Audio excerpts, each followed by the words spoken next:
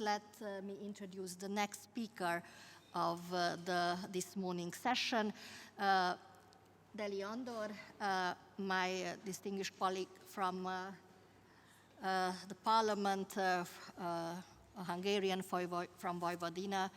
Please, the floor is yours. Köszönöm szépen. Thank you very much, Kedves dear Kinga, dear MP, dear Minister. Biztos úr, poštovana gospođo ministarko Joksimović, poštovani državni sekretar Dovžan. And now I'll continue in English, if you allow me. Kinga was so kind to already mention my background, preparing for my today's presentation, I was really thinking what would be the introduction, and I thought that it's rather helpful to know the background of the certain speaker, because then you know what is the drive behind that person. And as it was already mentioned, I'm a Hungarian from the Vojvodina region in Serbia, and I got the honor and the opportunity in 2014 to become elected member of the European Parliament for Hungary. And for this reason, enlargement was never just an ordinary policy for me. It was rather a matter of personal nature. And to be more personal, just to say that when I was studying at the law school at the University of Novi Sad in Serbia, I always had a soft spot for international subjects, and I even finished a Magister Juris degree in EU law.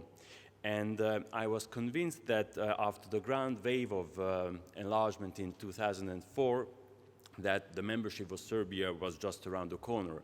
And this idea was even strengthened by the fact that in 2007, 2 additional countries joined the EU. But unfortunately, instead of shifting to a higher gear, the enlargement started to slow down. And I graduated law school of Novi Sad in November 2000. And unfortunately, it took additional 9 years for Serbia to obtain visa liberalization. And in 2012 or 2012, Serbia got the official status of a candidate country, and the official negotiations for membership commenced in 2014. The same year I got elected member of the European Parliament for the first time. And you all know the biblical quote, it's easier for a camel to go through the eye of a needle than for a rich man to enter the kingdom of God. Well, maybe the comparison is a little bit forced and exaggerated, but I definitely started to feel like that particular camel in the story. But jokes aside, I clearly remember the year 2000, and as fresh graduates, we were really eager to become member of the European Union as the biggest peace project, how it's often mentioned in the world. And believe me, after going through the turbulent 90s in the Balkans, the peace was definitely a very sought-after commodity for all of us. But in spite of all our hopes and expectations, it became obvious rather soon that the Western Balkan countries have still a lot to do and a lot to wait before they get members. And this was very puzzling and in a way contradictory for me, because the EU already at that point expanded further south and further east than those countries on the Balkan Peninsula. And it was always beyond me how come that the inclusion of this region was something unmanageable. After all, we are talking about an area which is smaller than Romania, and we are talking of a maximum of around 20 million inhabitants altogether. And on the other hand, in 2015, for example, during the migration crisis, we all saw this Wir schaffen das attitude. And it was very strange and somewhat sobering and disappointing in a way also that towards the people who were arriving to Europe from the furthest part of the world, usually the Western member countries, who are also mainly the Eurosceptics ones, were very much open and welcoming. And on the other hand, they are still very much skeptical and very much doubtful when it comes to their fellow Europeans. Because beyond any doubt, these nations from the Balkans are European, and they are sharing with the rest of the EU, not just the continent, but also culture, traditions, religion. So maybe it's getting a bit more personal than I thought, but I just like to give you a short insight what is my starting position, but I would like to have some more concrete elements now in my speech also. I want to mention the fact that we need to take a closer look on the nature of enlargement policy, because what we could see during the last couple of years or decades even, that enlargement policy got its political nature. And I think that all statutory changes in the EU's previous history, be it the creation of the coal and steel community, be it the changing of the founding treaties, taking on board new members, or, as a matter of fact, losing a member, all these different choices and decisions were highly political. And therefore, it was again very strange for me to see that the administrative side of the process was getting more and more increased. And I think that's a fundamental mistake, because you cannot treat this process as an administrative one. Because in administrative procedure, if you submit all your documents, if you submit all the necessary criteria, then you will receive eventually a positive decision. But when it comes to political matters, there is no guarantee that you will get to that point, that you will obtain a political or positive decision. And the only thing that is certain when it comes to political matters is that you perhaps get criticized for those, and be it from your political opponents, be it from your even colleagues or citizens. And with hindsight, I'm convinced that the founding fathers, Schuman or de Gasperi, couldn't have created the today's EU Union if they had previously made some public opinion polls. But that's maybe another story. And to be honest, what is fascinating about the founding fathers today is that they got the courage and the bravery and the foresight and the responsibility to do this step. And in a way, I think that we need to get back to the true nature of the enlargement policy, and that's a political one. And emphasizing the administrative aspect of the process is a way only an escape strategy from taking responsibility. And with these playing smokes and mirrors, it is only causing a great damage to EU's credibility and to its global position. And in order to Europe to become stronger on the global scale, I think first and foremost, it has to become strong here in Europe, on its own turf. So the inclusion of Western Balkans is an excellent tool to achieve this goal. And if we embrace the true nature, the political nature of the enlargement policy, then we can starting to do real business, the practical politics, which is my second point. Because practical campaigning in the West and the East usually works in the same way. You need to show results, not just empty promises. And when it comes to enlargement, after 20 years of waiting, it's definitely you have to show something more concrete to gain and regain the trust of citizens.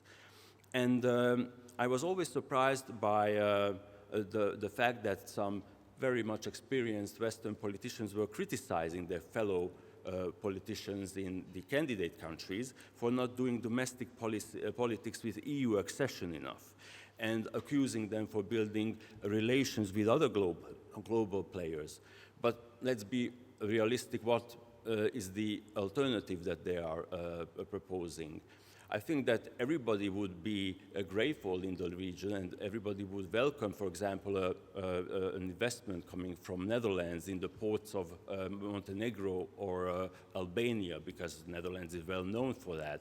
Or if the French would get involved in expanding or building the high-speed railway network, deploying their TGV technology, but that's not happening.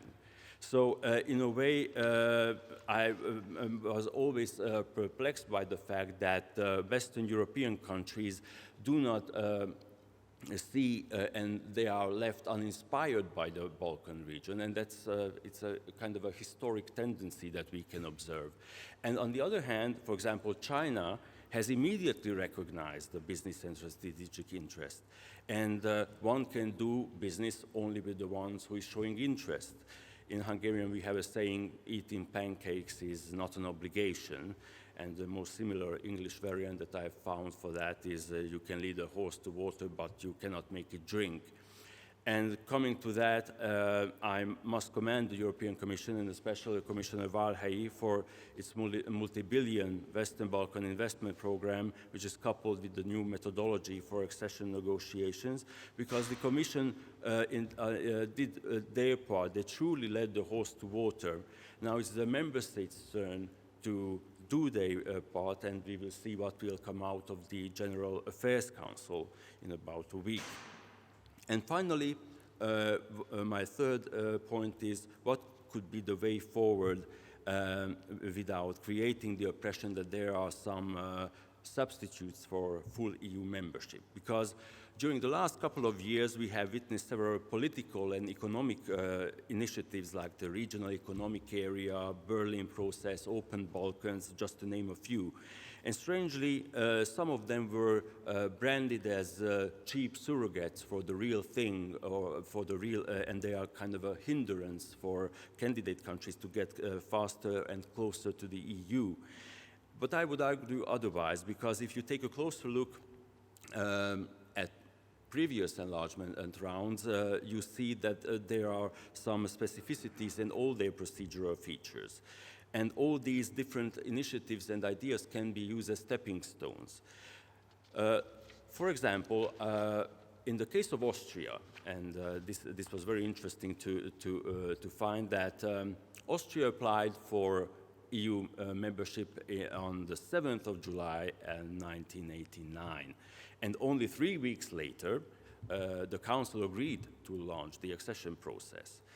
The membership negotiations of Austria started in '93, and full membership was reached already in '95, as we well know. And during this time, Austria was an active EFTA member. And while at the same time, the Delors Commission was started to prepare the European Economic Areas agreements, which were specifically crafted to build a bridge between the then EEC and the EFTA countries. And the application of EU membership did not hinder Austria to sign the EEA agreement in '92. What's more, Austria was in deep negotiations to finalize its membership when the EEA agreement entered into force in '94. And nevertheless, Austria got a full-fledged membership in '95. So what I'm trying to convey here is that apart from the incredibly short timeline that Austria got a full membership and settled all these things, is that neither EFTA nor joining the EEA hindered Austria's aspiration to gain full membership. And in the case of the Western Balkan countries, you already have political, economic initiatives, but you also have cooperation of platforms with various institutional frameworks, such as the CEFTA or the energy and transport communities. And you also have the almost forgotten stabilization and association agreements, which are bilateral instruments. So in my view, all these existing instruments can be reused, altered, or re-equipped with additional features and functions for the purpose of the so-called phasing in. And the new methodology of the Commission already hinted in this direction, and the example of Austria, but we can find it in also many places, it's obvious that if there is a political will, there will be a way to achieve the goal. But with that thought, I'm getting back to the square one, is that we need to embrace the true political nature of enlargement, and that is a political one, and that's a conditio sine qua non. And because there is no administrative bypass, no checklist, no benchmark or legal instrument that can save European politicians the trouble to finally take some difficult and highly political decisions. But I think that is called leadership, and that is what we need the most now. Thank you.